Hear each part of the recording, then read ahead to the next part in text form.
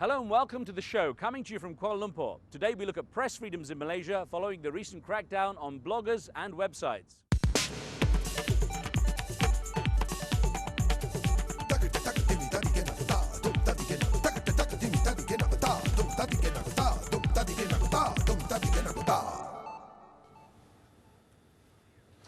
Hello and welcome. Does freedom of expression mean the freedom to do anything you want? What are the responsibilities of citizen journalists and bloggers? Well, those questions are at the forefront of a debate here in Malaysia, where some government officials claim that online media sources are engaging in slander and inciting racial divisions. For their part, bloggers argue that the government is playing politics. We'll talk to two people at the centre of the current controversy to find out if freedom of the press is truly under attack in Malaysia. And don't forget, we take your questions on this show, and the numbers are there on your screen. Well, joining us is Nat Tan, a blogger who was recently held for 4 days without charge for a posting on his blog, jelasinfo.info. Also with us is Stephen Gan, the founder of Malaysia Kini, one of the most popular online media sources here. Malaysia Kini is facing a civil suit for defamation of character after it made allegations of corruption against the Chief Minister of Sarawak. Gentlemen, welcome both of you. Thanks. Now, I want to start with you. Of course, 4 days in custody, questioned by the police because of your blog. What is it you think the government has against blogging and online services in general? I think what they have against it is that we've got the truth. For the first time in their 50-year history, the information is not controlled completely by them, and it's a completely new experience. For people who barely know how to use email, I'll ask you more about that. Stephen, if I can, and I'll get back to that in a sec. Stephen, I just want to ask you from your perspective too what the government is, what seems to be doing in terms of trying to lit what can be found in terms of information online. I think the government has lost the complete monopoly on truth. It is losing its ability to control the news agenda. For a very long time, up until the emergence of the internet, it's able to control the news agenda through its control over the mainstream newspaper, TV stations, as well as radio station. Not anymore. So Nat, pick up on what you were saying about the issues you feel are at the heart of this. Again, the truth for the government tends to hurt. And again, in this whole internet thing, for people who barely know how to use email, it's a little bit like a caveman suddenly finding himself in the middle of Kuala Lumpur City, and and he doesn't really understand the language that he's talking about. But instead of trying to engage and understand what is going on, learning the language, it's a bit like they are swinging their club blindly, trying to hit anyone. And they're very threatened, because a lot of what we say, if what we say wasn't true, there'd be nothing to feel threatened about. In Malay, they have a saying, "Berani kerana benar." It basically means the truthful are always fearless, the guilty are always afraid. Nat, I'm going to get you to address a quote that we got from the Minister in the Prime Minister's Department and the de facto Law Minister, Nazri Abdul Aziz. And Mr. Nazri Abdul Aziz says, "The time has come for us to take action. This is not aimed at eliminating the freedom of speech, but to wipe out the freedom to cheat, defame and hurt people." They say that they don't really want to limit what's said. If they were to eliminate all that, the government would be the first victims, cheating, defamation, and all that. But they don't have. It's a reactionary thing. I don't think Nazri actually reads what's on the blog. I have complete faith in the Malaysian public to be objective about what they read. We put our names to what we write. We have absolutely no fear. You come in and you say, if you think it's not true, that's up to you. We can't force you to believe anything as overwrite. But again, I know they're going against us, in a very threatening manner, instead of presenting their own version of the truth, which is the wise and mature way of dealing with things like this. They're trying to shut down what they cannot control. Stephen, put a quote we got from the Deputy Prime Minister. Again, it's a government response here. Mr. Najib Razak says, "Some people feel that they have crossed the line in making racist remarks. They can be anti-government, but if they try to stir up racial feelings and become very derogatory about religion and race, a lot of discomfort comes from that sort of racist and seditious remarks amongst bloggers." I think if you really look at Malaysia, and we've been following politics in Malaysia, the people who have been raising racial sentiments are not bloggers or journalists. It's mostly the politicians. And so in that sense, who are we talking about, really? Malaysia, at best, is an illiberal democracy. We have freedom of speech, but no freedom after speech. We have, free democratic election, but not free and fair elections. So I think, we're looking in that context. That's why the government is so threatened by the space that we have, the democratic space that we have on the internet. And tell me about how you started Malaysia Kini and how it grew, because it was a very small project at first. And tell me why you started it. We started off as a guerrilla outfit. You know, there's only 3 or 4 of us, journalists, in the late 1990s, and that's because of the fact that you have then Prime Minister Dr. Mahathir Mohamad, who promised not to censor the internet. And that was a good thing, really. That's partly because of the fact that he wanted to promote the multimedia super corridor, which is a Silicon Valley type the project, in order to entice, companies from IT companies from elsewhere to come and invest. Mahathir has promised not to censor the internet. And you're up to what sort of viewing figures now? We have 100,000 unique visitors a day. We have 1 million page views a day, and that's pretty good, I think. Yeah. But it's surprising because Malaysia isn't that. I mean, it's got a good dial-up connection. essentially. There are, was it 30–40%, I think, are on dial-up, but only 3% have broadband. So it's not like the internet is really overwhelmingly present here, is it? It isn't, but as they like to say, the circles around the government officials do tend to read what's out there, and they have an interest. The few, then the people who read the internet, they go to the coffee shops and they talk about what is being said there and things like that. So it's it does have an effect. What was it about what you had in your blog? Tell me what it was that made them so worried that, I mean, you were locked away for 4 days. I think what they did was basically shorty police work. Somebody had reproduced content from another free website as a comment on my blog, which had 2 parts, one of which was very general comment saying this deputy minister is very corrupt. The second of which had actually very specific allegations with figures, names and things like that. I actually took the trouble to delete the second half because I said, even though I don't like that minister himself, there was no proof, and the author didn't leave his name there. So I deleted that section and left the original section free.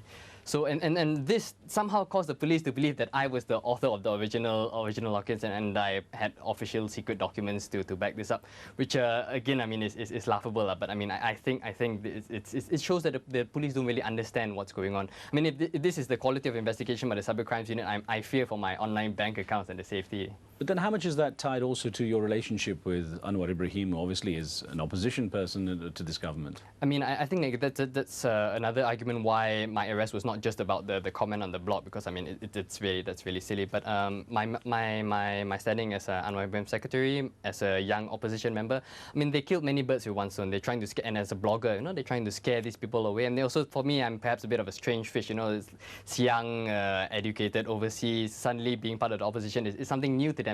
But it's a growing trend. It's very much a growing trend. So I think it's part of their attempt to understand what's happening.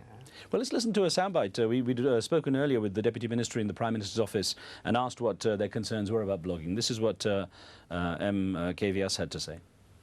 The level of defamation is something like completely beyond imagination, So they create this imagination and they start this, and when the people start replying, they add on to it, without realizing that actually, if you look at them, they're having fun. For them, it is fun. In fact, blogging, the origin of blogging is supposed to be instant news, and it's supposed to be entertaining, fun, and knowledgeable. But it is now extended to personality attack.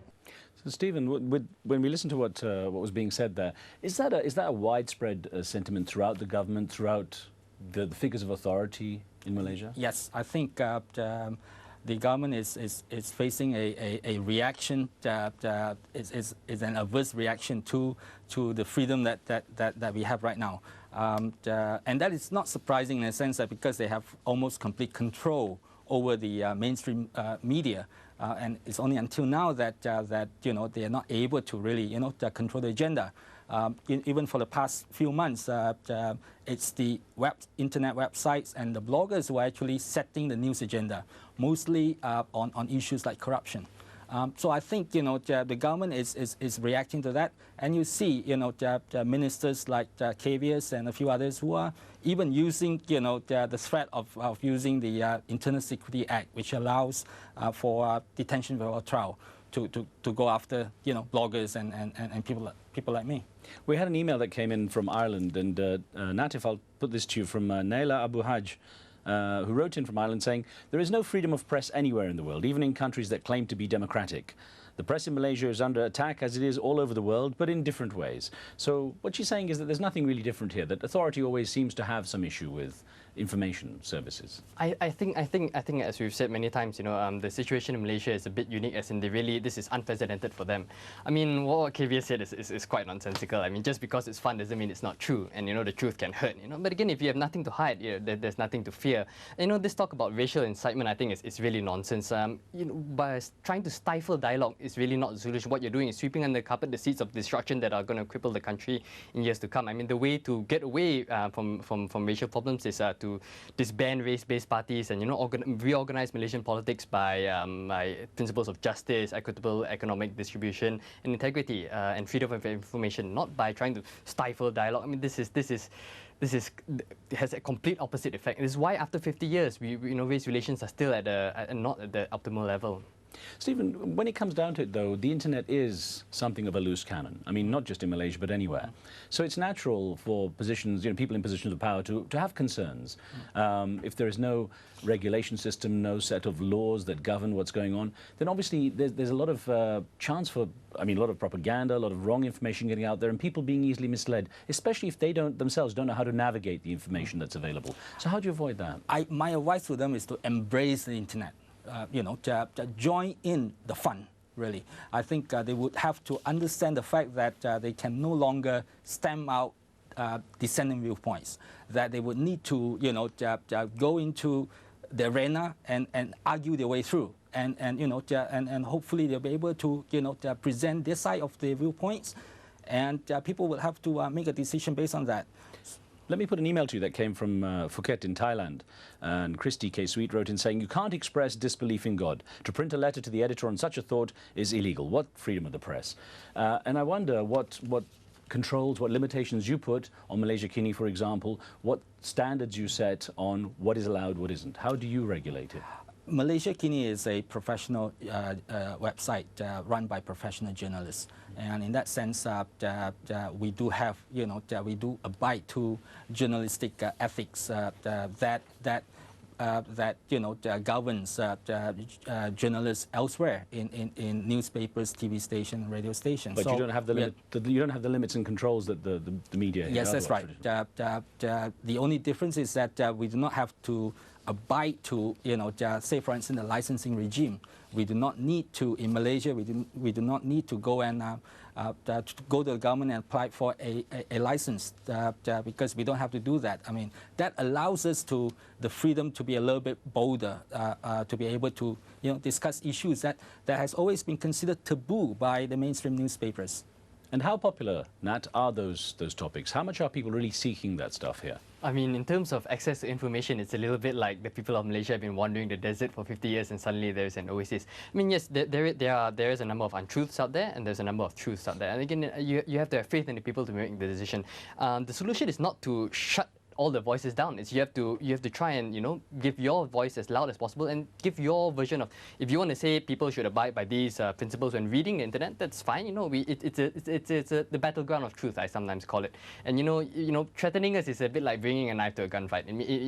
You're not addressing the issues. You're running away, and you give more credence to us really at the end of the day. Why is it you think the government hasn't embraced the internet that way then? Because there's too much truth that they don't want exposed, and it is really as simple as that. You yourself had said if they actually go and put their voice out there, they can be a competing voice as opposed to a restricting voice, the way you see it. That is what a proper and good government should do. I mean, why they haven't done it yet is because there's too many skeletons in the closet. That's what we do every day. We're trying to expose and bring these to public, and there's so many things.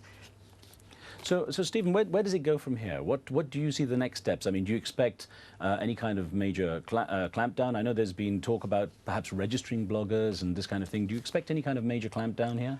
I don't think so. I think there's a lot of all this is hot air really. I think definitely they're releasing some of their angst and all that. Perhaps they may want to perhaps change some of the laws and strengthen some of the existing laws and all that. But I think they are really fighting a losing battle on this.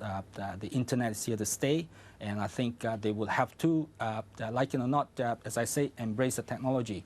And I think hopefully it would be able to make the government a little bit more honest, really. And do you see that? Do you see any kind of restriction like registration? Yeah, I mean, when I was arrested, the Prime Minister's son-in-law had recently called bloggers monkeys, and if you scare one, you scare the rest away. This is inane and immature. I mean, when I was arrested, blogs didn't close down. More blogs opened up. I think the Malaysian public is invigorated. We are ready to stand up for the truth. We're ready to stand up for one another. We realize that if we don't stand up for the truth now, well, we can together, they'll just pick us off one by one. So again, I mean, they can try. They can lock us up. They can put us away. They shut Malaysia Kini down for a while. They just went to Burger King, and they're back up and running. So. But Malaysia Kini, of course, as Stephen had said, is a group of professional journalists who've been trained. They have, obviously had a training in a code of conduct and so on. How do you, as a blogger, and how do people like you make sure that what's out there is authentic stuff? To tell you the truth, we can't. I mean, on a very simple technical level, you can either throw the baby out with the bathwater and shut everyone up, or I mean, on a purely technical level, you can't shut up certain voices, and I think that's not our blogger's job. Our job is to put our version of the truth. I mean, if people want, whether on the government or on the opposition or whatever, if they want to spread lies, I mean, what can we do? We counter the lies with the truth. And at the end of the day, you have to put your faith in people, in their ability to differentiate what is true and what is not. Do you think, Stephen, that like Malaysia Kini, for example, can become considered a mainstream media organization like the traditional, the press and so on? I presume perhaps in 5-10 years' time that we would, reach the point where we're big enough. Right now, we are actually a subscription website. We are not a free website. We have people, our readers actually pay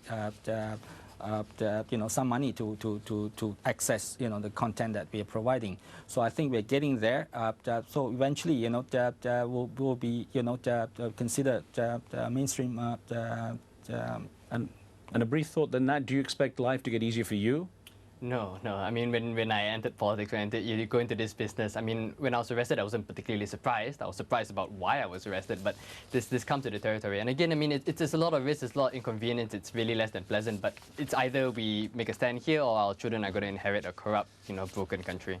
Well, Nat Tan and Stephen Gan, thank you very much for being with us. Really appreciate you talking about this. Thank you, sir.